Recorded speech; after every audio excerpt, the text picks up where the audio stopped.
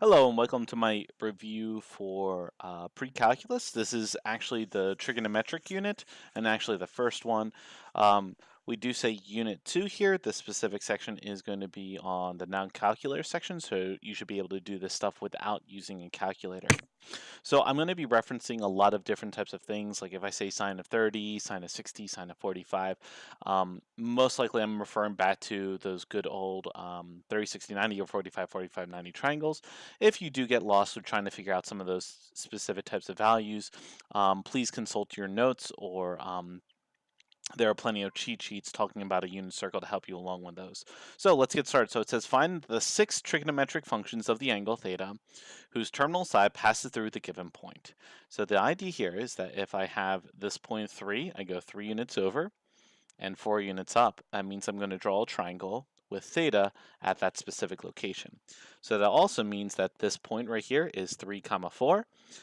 I go 3 in the x direction, 4 in the y direction, and I also need to figure out my hypotenuse, which is going to be 5.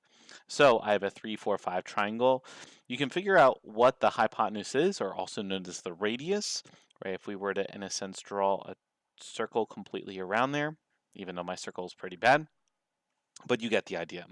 Now, a couple things. Sine of theta is really saying y over the value r. Cosine of theta is going to be x over r. And tangent of theta is equal to y over x. Now, if you don't have those things memorized, please make sure that you do, or just remember the good old SOHCAHTOA, which is still in the same idea of x, y, and r. So sine of theta is going to be equal to 4 over 5. Cosine of theta is going to be 3 over 5. And tangent, I'll do this over here. Tangent of theta is going to be equal to 4 over 3. Now, it says the 6 trigonometric function, so that means that we now need to move to cosecant, which is just the flip version of sine, which is going to be 5 over 4. Secant version, which is going to be the flip version of cosine, so that's going to be 5 over 3. And then cotangent of theta is going to be equal to 3 over 4. Now moving on to part B. So I'm going 5 units negative, right? So that would be to the left, 12 units down. And this, in this case, is going to be our theta right there. It's actually also right here in that specific spot as the reference angle. So this is a 5, 12, 13 triangle.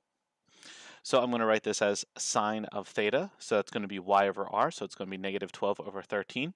Now something to keep in mind, since we're working with some negative values, the radius is always going to be positive, unless if you start to get to parametric equations, but we won't have to worry about that now. So cosine of theta is going to be equal to negative 5 over 13. And then tangent is going to be 12 over 5, right? It's not going to be negative 12 over negative 5 because that would just give us a positive 12 over 5. Cosecant, just a flip version of these, so 13 over 12, but make sure you tackle on the negative. Secant of theta, which is going to be negative 13 over 5. And then cotangent of theta, which is going to be 5 over 12. And last but not least, I'm going to have 10 units to the right, 13 units down. My side is going to be right there, so my theta is going to be right here. But we're also talking about the reference angle, which is also the angle that is formed from the x-axis and the terminal side. So we're also talking about this angle right here. Now, since this isn't one of our Pythagorean triples, we're going to actually have to do some we're going to have to do Pythagorean theorem to help us figure this out. So that'll be 10 squared plus 13 squared equals r squared. That would be 100 plus 169 equals r squared. And then so we get 269 is equal to r squared, square root both sides, and I end up getting square root of 269 is equal to r. Now, we're going to do things the same old way, so x and y. So sine of theta is y over r, so it would be negative 13 over square root of 269. Cosine of theta is 10 over square root of 269. And then tangent of theta is going to be equal to y over x, so it's going to be negative 13 over 10. Cosecant, I'm going to get a little kind of smushed in here, is going to be square root of 269 over negative 13. I'm actually going to just erase this since we already just figured that out. The secant of theta, which is going to be the flip version of that, so that's going to be square root of 269 over 10. And then cotangent of theta, which is going to be equal to negative 10 over 13. Okay, next one. So it says sketch the angle in standard position, find one positive, one negative, coterminal, and then the reference angle. So with the first one, since this is 235 degrees, that means that if I go from my starting position to here, that's 180, so it is going to be a little bit more. It's not going to go to 270, so that would be my standard position. So what quadrant is that in? That's going to be in the third quadrant. So now, to figure out the positive coterminal, right, I'm going to put a little positive sign. I'm going to take the 235, and I'm going to add 360 degrees to it. So when I add 360 to this is going to end up giving us 595. So that really means here is that if I go another 360 degrees, I end up in that same spot. So that is why we call that a positive coterminal. So that would be 595. Now to figure out the negative coterminal, I'll do that in red. So we're going to do 235, but instead we're going to do minus 360. So we end up getting, so if I move, so I'm going to get 125 degrees. And then make sure that that's going to be negative. And then my reference angle is going to be the angle that is formed, in a sense, in between these two. I'm going to erase a little bit. So it is actually this angle right here. So can we figure that out? Well, if I take the 235 degrees, I subtract 180, that ends up giving us 55 degrees, so that would be my reference angle. The reference angle is the angle that is formed from the terminal side and the x-axis. Okay, moving on. So now, since we're now working with radians, which this problem is, instead of adding 360, we're going to add 2 pi. Because the same exact thing as adding 360 degrees, which means doing one full circle, it's the same exact thing in terms of radians by adding 2 pi. So let's start off first. Plus, so we're going to do 3 pi over 7, negative, plus 2 pi. Now, to be able to do this, we need to have a common denominator. So we're going to say negative 3 pi over 7 plus 14 pi over 7. So I'm just multiplying the top by 7, so that gives me 14. So we end up getting 11 pi over 7. The next one, negative. So this is going to be, let's see, so we're going to do negative 3 pi over 7, but minus 2 pi, which is another way of saying negative 3 pi over 7 minus 14 pi over 7, since we just did that. So that gives us negative 17 pi over 7.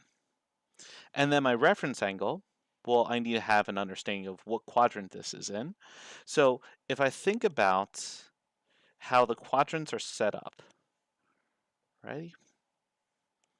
So in terms of radians, this is 0 radians. That's pi over 2. That's pi. That's 3 pi over 2. And then back to 2 pi again, which also has the same terminal side as 0. Now, if I look at the concept of 3 pi over 7, it never actually fully gets to a half a pi. If it was like, let's say 3.5 pi over 7, I'm disregarding the negative by the way, then that would be half a pi. So we're saying a little bit before half a pi in the negative direction. So the terminal side would be actually right there, going in this direction. Okay, and so what is my reference angle? Well, it is actually just going to be 3 pi over 7 because it is the angle that is formed from the x-axis and the terminal side. Next one, 56. So 56 is fairly easy. That would be right here, 56. Positive coterminal, I'm going to do 56 plus 360. That ends up giving us 416 degrees, I want to say. Add 5, yep, so, and then subtract. So 560 minus 360. So that gives me negative 304 degrees, which means it's going in the opposite direction, and the reference angle here is just still going to be 56 degrees. And last one, so 5 pi over 6. This is one of those actual ones that you might actually know, so we'll be right here. This, in turns, is, if we think about how to actually convert this, if I do 5 pi over 6 and multiply it by 180 over pi, this will be able to give us our degree. So we cancel off the pi's. 180 divided by 60, so that gives me 30. And then 30 times 5, which is going to give me 150 degrees. So that might be able to kind of help you along with this. But we still need to keep this in terms of radians, so we'll do that. So plus. So we're going to say 5 pi over 6 plus 2 pi, which is another way of saying 5 pi over 6 plus 12 pi over 6, which gives us 17 pi over 6. Okay, the negative coterminal. 5 pi over 6 minus 12 pi over 6, which ends up giving us negative 7 pi over 6. And the reference angle. Now we can see here that if this is 150 degrees, the reference angle is going to be 30 degrees. So it will be 30 degrees, but you need to make sure that this is in radians.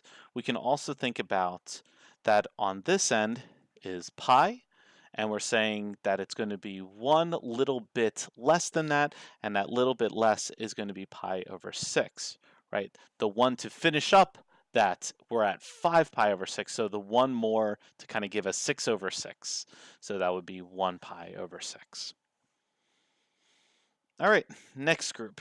So we're going to convert these. So like I said before, to convert this, we're going to multiply by 180 over pi.